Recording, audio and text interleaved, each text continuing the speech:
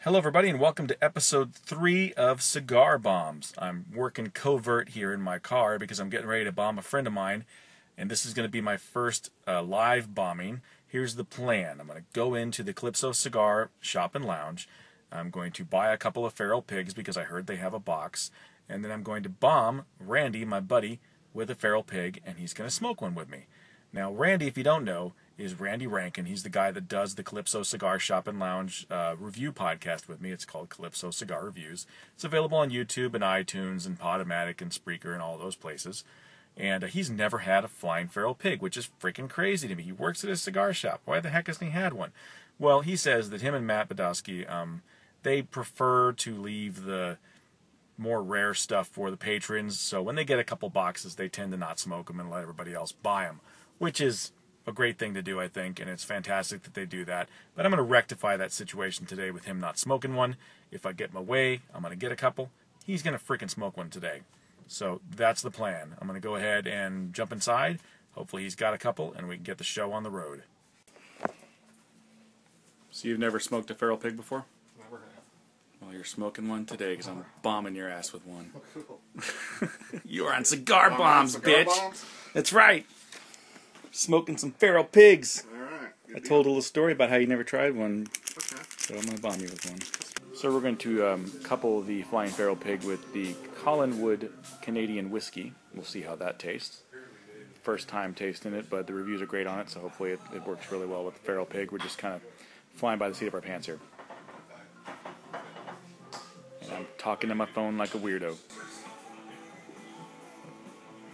Okay, tasty. Not as much smoke as I was expecting. I was expecting, and probably as I get more into it, Yeah. smoke will probably develop better. I think there's more smoke coming out of a dirty rat than there is a feral pig, Okay. from personal experience.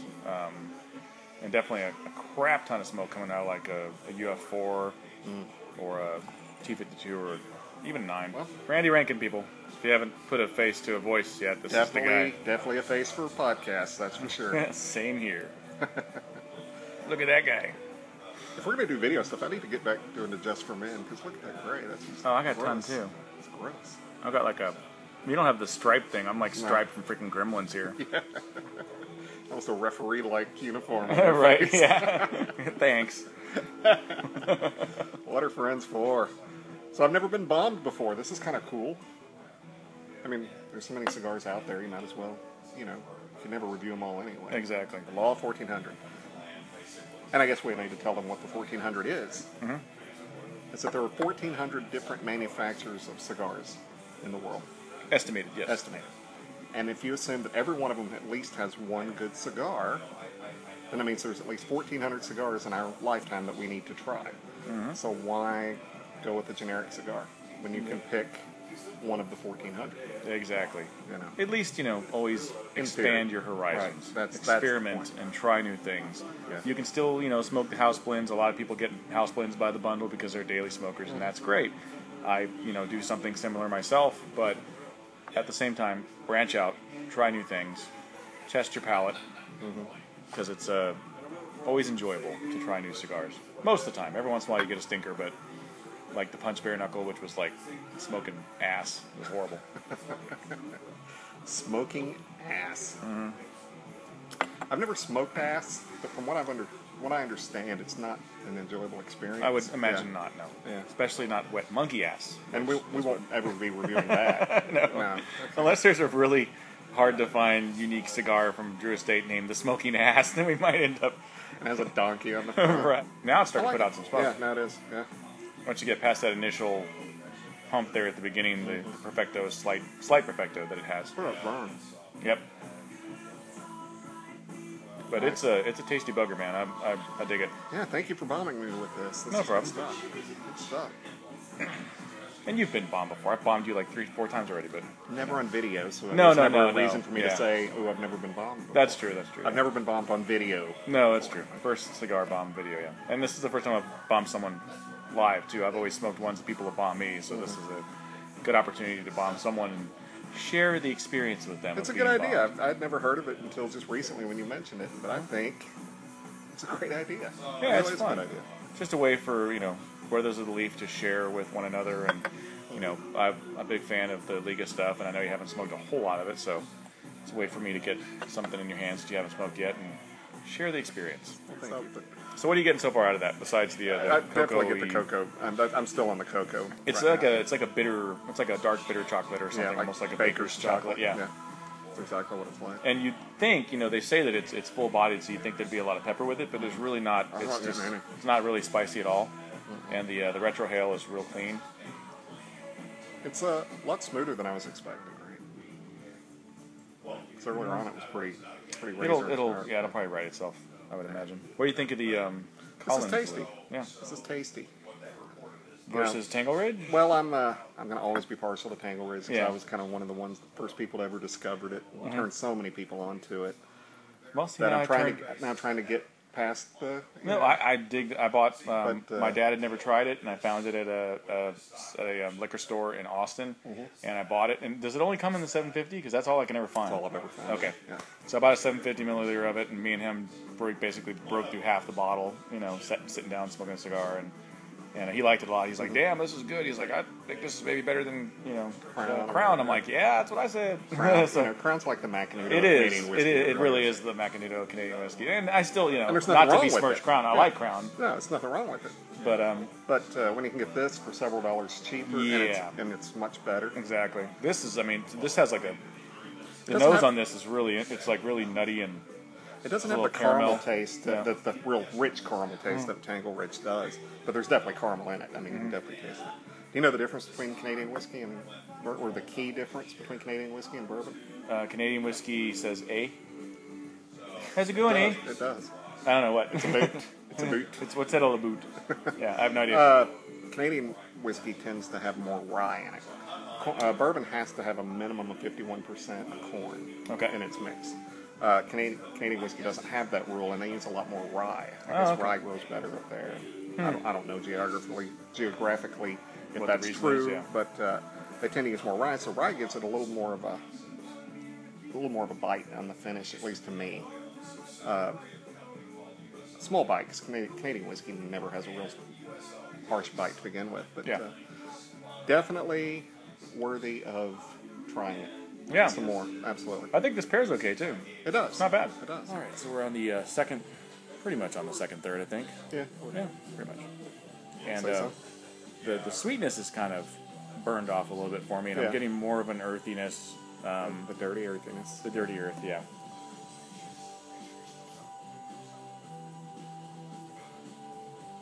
Yeah, it's I'm still not getting spicy at all. No, well, in the retrohale you get a little bit of spice, but it's a very mild spice. It's not a real overbearing, burn your nostrils out kind of spice. Like with that Fiera, that was like burp, just like fire shooting out of my nose. You gotta put that down and drink some more. Something happened to my glass. Yeah, I think it's empty. I think it's called you drank it, you lush. I think it had a hole in it. Now, where it spilled, I don't know, but there's got to be a hole in here somewhere. Ready for another? Some more of that. Hell yeah. Bing, magic. It magically filled itself up. Awesome. Wouldn't it be great if there was a glass like that? Right. Just like finished it, not bing, bing, there we go. Yeah, growing up watching Bewitched or I Dream of Jeannie, I get so mad. Why can't I do that? You know, Mom tells you to clean up the room, you just go in there and bing. Yeah, can you hire Mary Poppins so we can not have to do this crap? That'd be great. That'd be great. Plus, she's kind of hot, so yeah, do that. Julie Andrews is kind of hot. She was back in the day, like Mary Poppins times. She had a really pretty face. Very pretty face. Just I wasn't real big on the crop close haircut thing going on. What's called the Page Boy or something? Yeah, whatever. Plus, when you saw her naked in SOB, it was like, I mean, it's okay. It was better than I thought. Yeah. I didn't think she had. I thought irony board. Exactly. She had, probably a little hump. B's, I guess. Yeah, not bad. Probably. I just thought it was cool that we got to see Julie Andrews' boobs. Exactly. Thank you, Blake Edwards, for that, for telling your wife to show her knobs. You know, Ron White has that great line, if you've seen one woman naked, you pretty much want to see the rest of them. That's true, yeah. That's very true. Yeah, boobs are boobs are boobs, and they're awesome. One of the best creations ever known to man. The boob. Thank you, God. Thank you for that creation. Yep. And just to think, that creation helps sustain creation. It does. babies latch on there and get their milk, and they make that stuff into freaking ice cream now. Have you seen that weird crap they're doing? I've heard that they're doing that. Yeah. Funky. I heard something like it's like a placenta ice cream. I swear, something like that. It was disgusting. But some cultures, they eat the placenta. I don't understand that. Skip that. It's I think organ. I'll pass. I'm not a big fan of organ meat to begin with, like liver and stuff. You know, chicken gizzards and all that crap that tastes like garbage. Not interested. I'll skip the placenta eating. I'll skip the placenta jerky at the Hippie Fest in Austin. Speaking of jerky, yeah. I think I may have stumbled across the greatest combination ever. Oh, what's that? Bacon jerky. I had some the other day. Pretty good. Isn't that just overcooked bacon? You know what it really it was kind of like the you've done that microwave bacon. Yeah, you ever eaten it before? Eating it raw really right out of it. Chewy, yeah. That's what it tasted, but it was awesome. Okay. Where'd you get bacon jerky? Where the hell did you get One that? of the gas stations had it. One of the big bacon jerky. One of the big jerky companies make it. I'll have to try that. That sounds pretty It wasn't the one that they torture Sasquatch. It was not that company, but it's one of the other big companies. Bacon jerky, wow. Now, if they want to sponsor you, I'm sure you won't mind me mentioning their name, but since they haven't sponsored us, we're not going to... Screw them, yeah, they got to sponsor us. Bacon jerky. That sounds delicious. Just sounds great. Mm-hmm. Jerky is probably one of the most perfect foods out there. It's just great. I could eat it every day. Travels really well when you're going camping and, awesome. That was huge in the Old West. If you're going to be on your horse for a few days, you need to have some jerky in your saddlebags. But you never saw them eat it in Westerns, which is weird. I've seen it in a few. Really? Which one? First one that comes to my mind was, what a bad movie, but The Legend of the Lone Ranger, the one they did in that 1980, 80s crap? Yeah. That was a piece of crap. That was horrible. I'm seeing little twinkles of that in the new one in the trailers, and I'm like, God, please be better than the one from the 80s. That was horrible. Yeah. I remember it in that. A couple of John Wayne movies. Yeah, I've seen it in several Westerns. I haven't really noticed it, I guess. I'm not paying attention. I've seen more cigars in Westerns than I have jerky. Oh, yeah. But, the new Lone Ranger, I'm not 100% on it yet. The fact Disney's that Johnny Depp is basically doing drunk Indian guy instead of drunk pirate guy. Well, he did Keith Richards as a pirate, now he's doing Keith Richards as an Indian. Yeah, exactly. Yeah. I don't know. We'll see. I don't know. It's just... I used to really respect him as an actor because he did movies that were kind of outside the norm and, did kind of weird stuff. And I think he found out that he can actually make money. So now he's kind of doing that. You don't really see him picking a lot of the smaller projects anymore. So he did a Western that I've tried to watch, and I've heard Dead Man. Dead Man. Is that good? Is that worthy of watching? It's Jim Jarmusch. You got to like his stuff. And it's, aesthetically, it wasn't an aesthetically pleasing looking, Western. Jim Jarmusch does some really weird movies. One of his ones that I really liked was Ghost Dog Way of the Samurai with big guy that's got the one eye that's kind of Forrest Whitaker.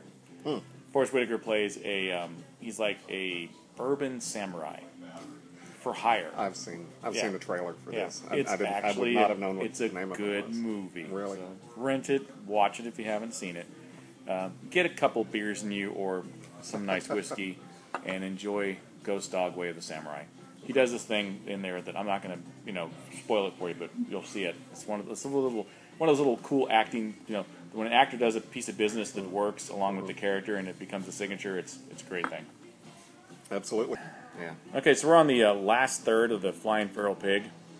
What do you think so far? I've been kind of I like the cigar. Yeah. Thank you for bombing me with it. No problem. To be honest and to be fair, I think the next one I smoke will be one that someone gives me also.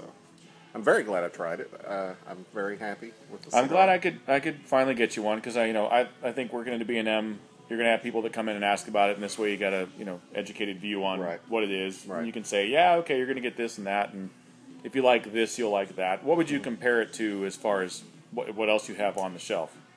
That's a good question. I was trying to think of that. This reminds me of the Covenant's the first thing that pops into my head.